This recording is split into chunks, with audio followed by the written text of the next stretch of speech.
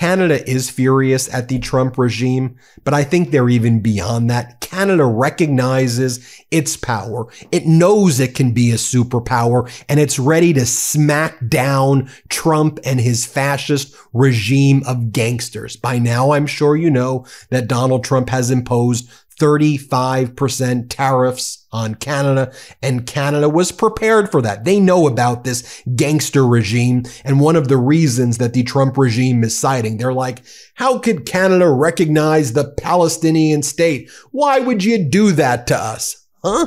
Let me show you what Canada is doing right now. Everyone from the Conservative Party to the Liberal Party to the NDP joining forces and saying we're standing up to this gangster regime. So you had Premier Doug Ford, Conservative Premier of Ontario. He gave a speech in Thunder Bay in Ontario. Among other items he discussed was canceling a $100 million Starlink contract, good, among other retaliatory measures.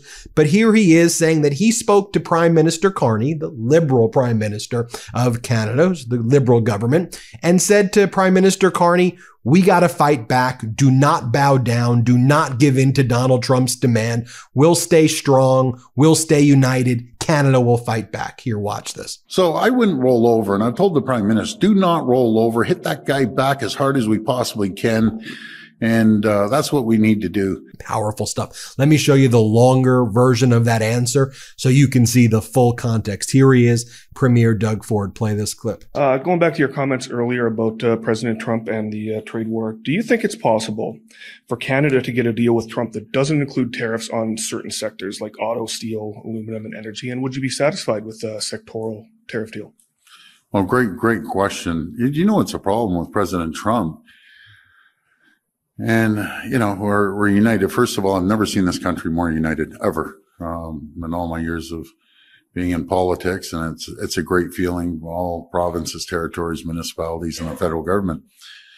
But, you know, Prime Minister Carney is trying his best, but this guy will say something one day and he'll wake up and the cheese slips off the cracker and then all of a sudden he goes the other way. And you're thinking, how do you deal with a guy like this? Are we hoping that we can get a deal with zero tariffs? Yes.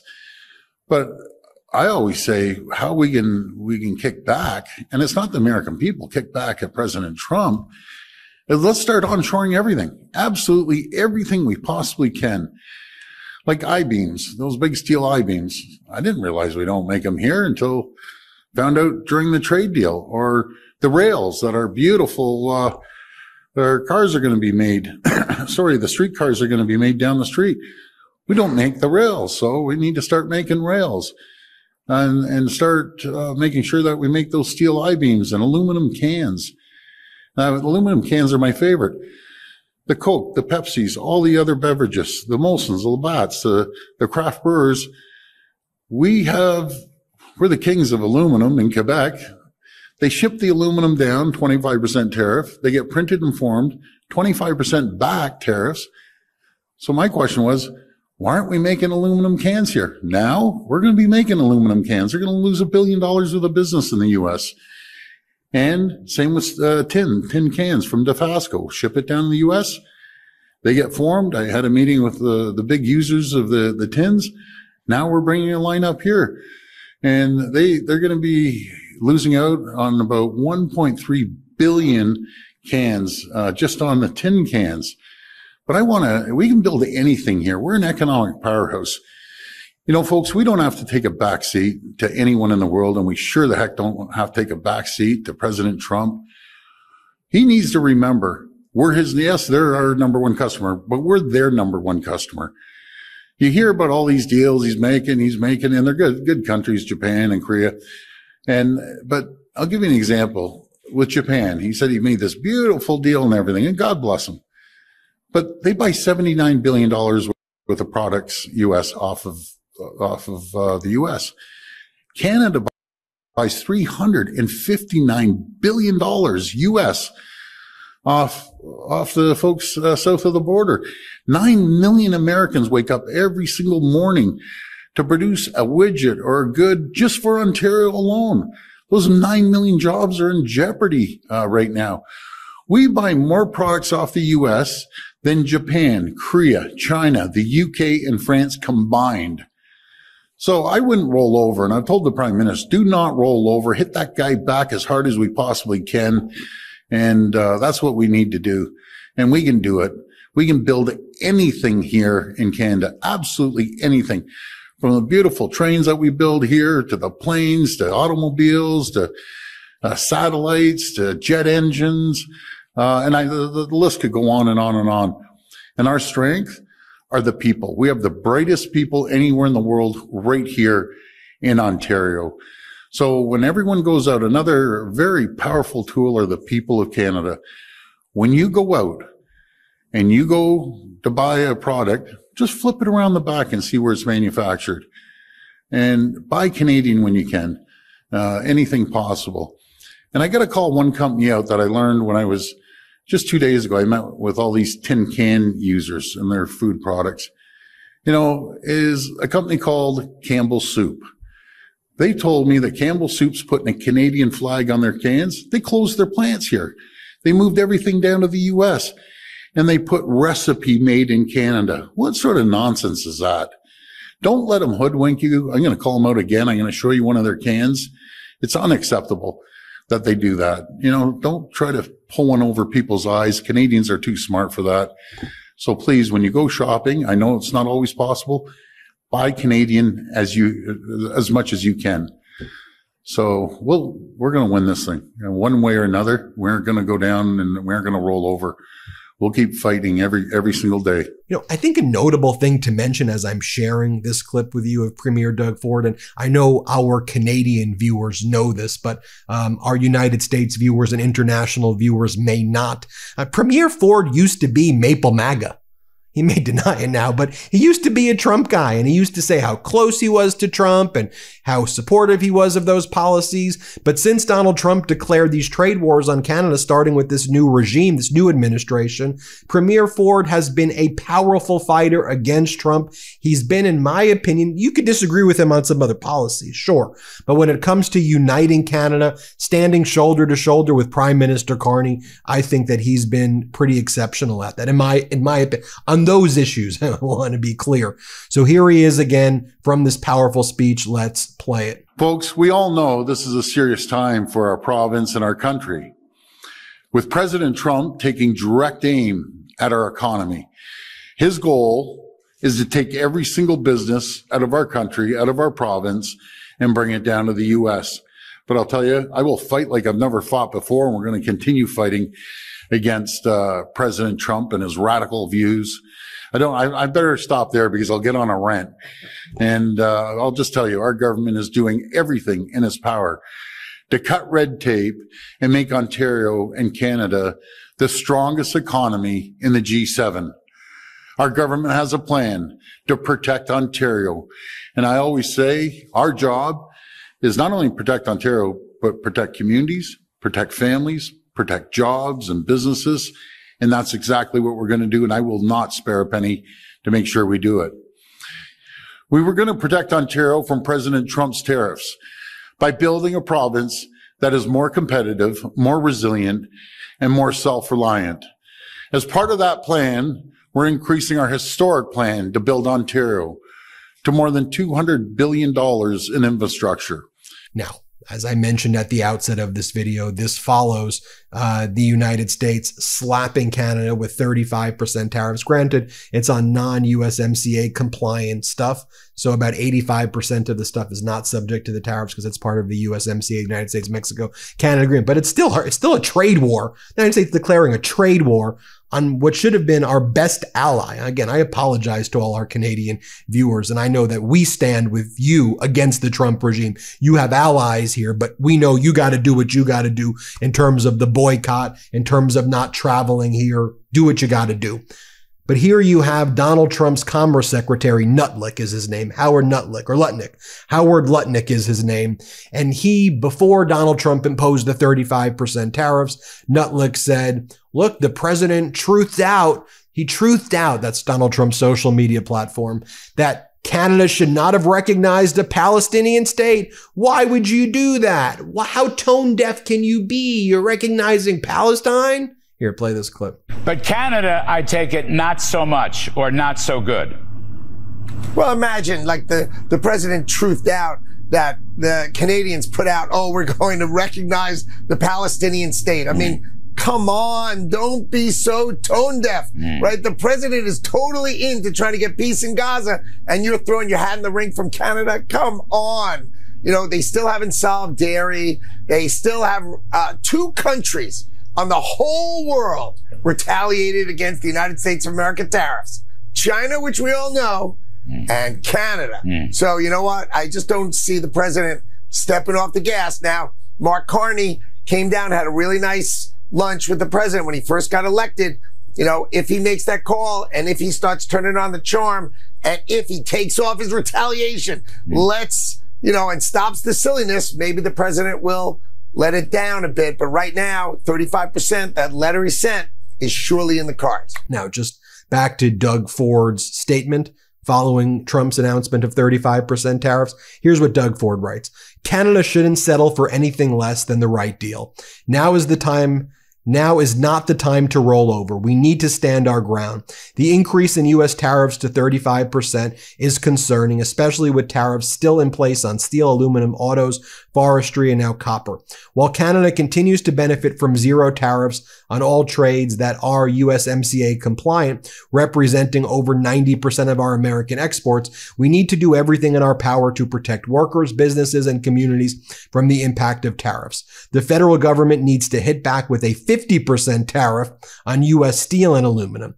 Canada has what the United States needs: oil and gas, critical minerals, steel and aluminum, electricity, and uranium. We're America's #1 customer and keep millions of Americans working. The federal government needs to maximize our leverage and stand strong in the face of President Trump's tariffs. Our government will do whatever is needed to support workers and businesses. We're building a more competitive, self-reliant, and resilient economy by speeding up approvals, building new infrastructure to diversify our trading partners, and onshoring every widget we can to fortify homegrown supply chains. Canadian workers and businesses are desperate for certainty. Let's work together to deliver it. Now, one of the things that Trump and his regime are attacking Canada for is this. Yesterday, Prime Minister Canada announced the following.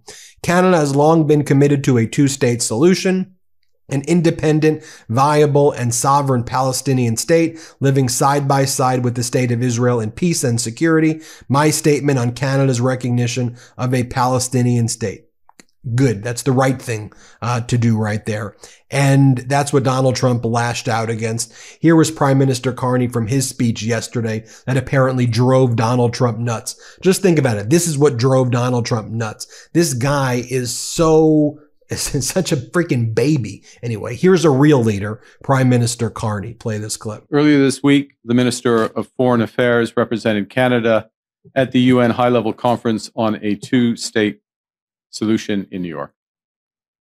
In recent days, I've spoken with our allies, including President Macron, Prime Minister Starmer, President von der Leyen. I've also had a number of discussions with our ambassador to the United Nations, Bob Ray.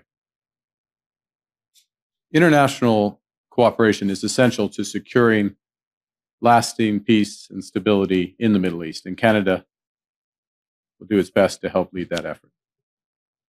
Canada has long been committed to a 2-state solution, an independent, viable, and sovereign Palestinian state living side by side with the state of Israel in peace and security. For decades, it was hoped that this outcome would be achieved as part of a peace process built around a negotiated settlement between the Israeli government and the Palestinian Authority. Regrettably, this approach is no longer tenable. Prospects for a 2-state solution have been steadily and gravely eroded, including by the pervasive threat of Hamas terrorism to Israel and its people, culminating in the heinous attack of October 7, 2023, the terrorist organization Hamas's long-standing violent rejection of Israel's right to exist and its rejection of a 2-state solution. The accelerated settlement building across the West Bank and East Jerusalem All the while settler violence against Palestinians has soared, has also undermined the process, as have actions such as the E1 settlement plan and this month's vote by the Knesset calling for the annexation of the West Bank, and the ongoing failure of the Israeli government to prevent the rapidly deteriorating humanitarian disaster in Gaza, with impeded access to food and other essential humanitarian supplies. The deepening suffering of civilians leaves no room for delay in coordinated international action to support peace, security, and the dignity of human life. Preserving a two-state solution means standing with all people who choose peace over violence or terrorism. And it means honoring their innate desire for peaceful coexistence of Israeli and Palestinian states as the only roadmap for a secure and prosperous long-term future. And here's Prime Minister Carney again. Let's play it. Canada will be a constructive partner in building a just, meaningful, and lasting peace in the region, and a future that respects the dignity, security, and the aspirations of all Palestinians and Israelis. We say the devastation in the Middle East is deeply personal to many Canadians. Palestinian Canadians are watching as communities across Gaza face destruction and deprivation, and as communities in the West Bank are annexed. The heinous attacks of October 7th traumatized the Jewish people in Israel and here in Canada and around the world. With each day that the remaining hostages and the remains are not returned, families live in fear and grief. The rising anti-Semitism and words, actions, and violence, including against Jewish communities right here in Canada, is abhorrent. And it's why we're introducing legislation this fall that will make it a criminal offense to intentionally and willfully obstruct access to any place of worship, to schools and community centers. We will also invest in the physical protection of vulnerable communities and places of worship. Basic security is an inalienable right of every human being. We'll defend that right for every Canadian. The two-state solution that Canada supports is built on the promise of Israelis and Palestinians living side by side in peace and security. Take a look at the latest Pew Research poll. Canadian opinions of the U.S. and its president are at near historic lows. Canadians' view of the U.S. are their most negative basically since the poll began. Only 34% of Canadians, and I don't know who you are actually have a favorable opinion of the U.S. I don't know how you could be Canadian and have a favorable, that's the Maple MAGA crowd, but I don't know how you could have a favorable opinion. Roughly a fifth of Canadians, 22%, only 22% of Canadians have confidence in Donald Trump. So that's it, 22% approval in Canada. Again, I don't know who those 22% are, which is pretty wild to me, considering he wants to take you over and conquer you. But I guess, that's, I guess even there were people who allowed Hitler and other countries to take over their land. Vichy. Palm Springs tourism drops as Trump's Canada feud continues. Vegas tourism utterly crushed. In Vegas, you know how Trump did this no tax on tips gimmick, which really doesn't even exist. Well, now workers in Vegas say that their incomes are about half with this successful Canadian boycott. And Florida tourism across the country suffering. Great work, Canada. You've led the boycott. You inspired the world, and it's the right thing to do because this fascist regime is dangerous. They lock you up. They throw you in concentration camps. And we're going to fight from within until they rip this mic from my hand. But I'm proud of you, Canada. Keep fighting, for real. We stand in solidarity with you, and we hope one day when we get rid of this Trump regime, we can celebrate that together. Until then, I'm Ben Meiselas. Thanks for watching. Hit subscribe. New Meidas merch drop. Check out the latest pro-democracy sticker packs, t-shirts, hats, sweatshirts, and more. All at store.MeidasTouch.com.